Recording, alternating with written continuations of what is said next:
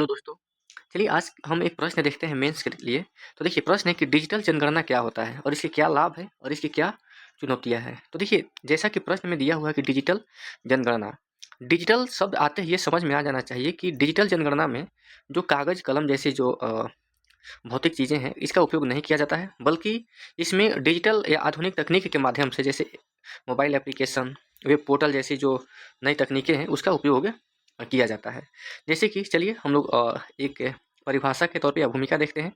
तो देखिए डिजिटल जनगणना यानी कि डिजिटल सेंसस पारंपरिक कागज कलम आधारित गणना के स्थान पर डेटा एकत्र करने के लिए आधुनिक तकनीक और जैसे कि mobile app, web portal, cloud database का उपयोग करने की प्रक्रिया है। इसमें गणना करने वाले कर्मचारी घर घर जाकर ये टैबलेट या स्मार्टफोन के जरिए जानकारी भरते हैं और नागरिकों के पास स्वयं ऑनलाइन डेटा भरने का विकल्प भी होता है।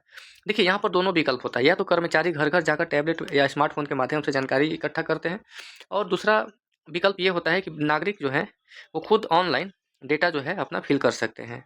ठीक है। अभी देखिए भारत की जो आगामी जनगणना है देश की पहली डिजिटल जनगणना होने जा रही है। तो ये जो है एक भूमिका हो गया। अब देखिए डिजिटल जनगणना के क्या लाभ हो सकते हैं। तो देखिए डिजिटल माध्यम अपनाने से जनगणना की पूरी प्रक्रिया अधिक कुशल और सटीक हो जाती है। अब इसके लाभ देखिए एक एक करके। सटीकता और शुद्धता। देखिए डिजिटल फॉर्म में डेटा भरने के दौरान ही गलतियों की जांच हो जाती है, जिससे मानवीय त्रुटियों की संभावना कम हो जाती है। जब डिजिटल फॉर्म भरा जाता है तो उसी दौरान जो है जो भी डेटा होता है वो सही सही भर दिया जाता है, या भरने के दौरान ही जो गलतियां होती है उसकी जांच कर ली जाती है।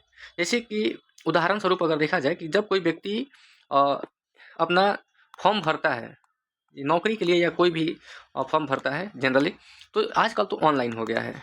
तो उसमें एक रिव्यू करके या प्रीव्यू करके ऑप्शन आता है, या जो भी गलतियां होती है तो उसमें जो ऑनलाइन फॉर्म भरने वाला होता है वो दिखाता है कि इसमें कोई भी गलती हो गई हो गलती से, तो आप उसको सुधार कर सकते हैं। तो इस तरह की चीज़ें जो है डेटा भरते समय डिजिटल फॉर्म में जो है सुधार किया जा सकता है। ठीक है। तो गलतियां होने की संभावना कम हो जाती है और इससे मानवीय जो त्रुटियों की संभावना है वो कम हो जाती है। जैसे कि वोटर आई कार्ड की बात करें तो जनरली देखा जाए तो किसी का डेट ऑफ बर्थ, नाम में या कई सारी चीज़ें जो है उसमें कहीं ना कहीं देखने को मिलता है कि गलती हो ही जाता है, स्पेलिंग में गलती हो या ऐसे गलती हो। ठीक है। तो चलिए, तो ये जो है मानवीय जो गलतियाँ है वो कम होने की संभावना होती है। दूसरा है त्वरित परिणाम। देखिए डेटा को मैनुअल रूप से टाइप करने या स्कैन करने की आवश्यकता नहीं होती है। इससे डेटा प्रोसेसिंग में लगने वाला जो समय है पहले महीनों लग जाता था, अब वो घट कर क्या होगा हफ्तों में हो जाएगा। ठीक है। तो ये समय जो है जल्दी कम लगेगा। ठीक है। आगे देखा जाए तो बेहतर डेटा का प्रबंधन। डेटा सीधे सुरक्षित सर्वर पर अपलोड हो जाता है और जिससे रिकॉर्ड्स के खोने या फटने का डर नहीं रहता है। ये भी सही बात है। देखिए इससे लागत में कमी आती है। देखिए भारी मात्रा में कागज की छपाई, भंडारण और परिवहन के खर्च में लंबी अवधि में बचत होती है। आगे देखा जाए तो वास्तविक समय यानी कि रियल टाइम। देखिए निगरानी की बात हो रही है, वास्तविक समय पर निगरानी की। देखिए जनगणना अधिकारी डैशबोर्ड के जरिए देख सकते हैं कि किस क्षेत्र में कितना काम पूरा हो चुका है।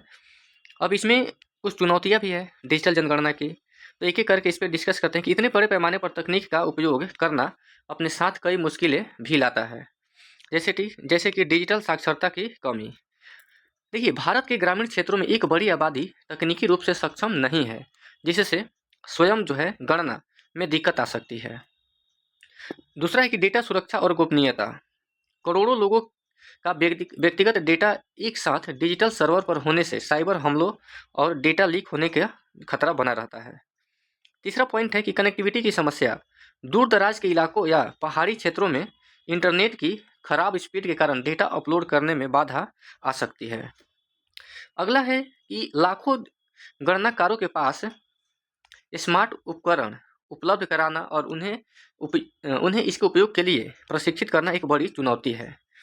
अगला है भाषा की विविधता। भारत की अनेक भाषाओं और बोलियों को ऐप के इंटरफेस में सही ढंग से समाहित करना जटिल काम है। तो ये सब कुछ इसकी चुनौतियां हैं। फिर से एक बार मैं चुनौतियों की बात कर लेता हूँ।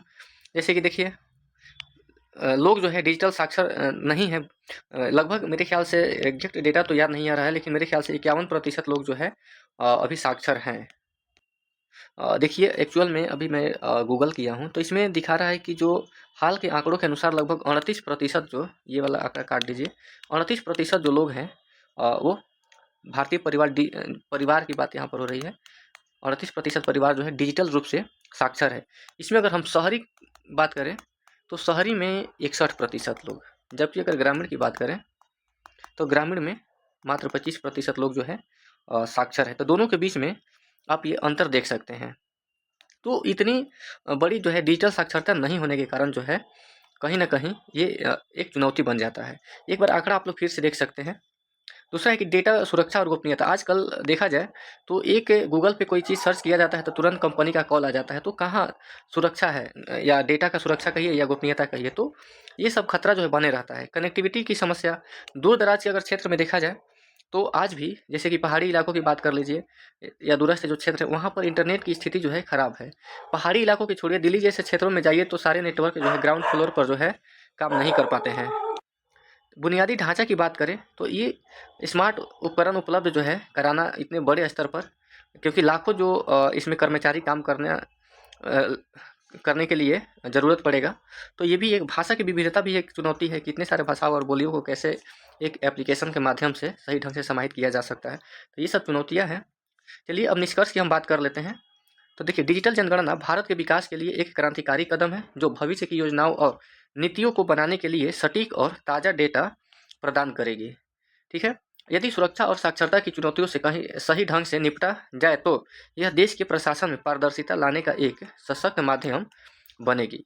तो ये जो है एक अच्छा निष्कर्ष हो गया, इसको आप लोग बढ़िया से देख लेंगे।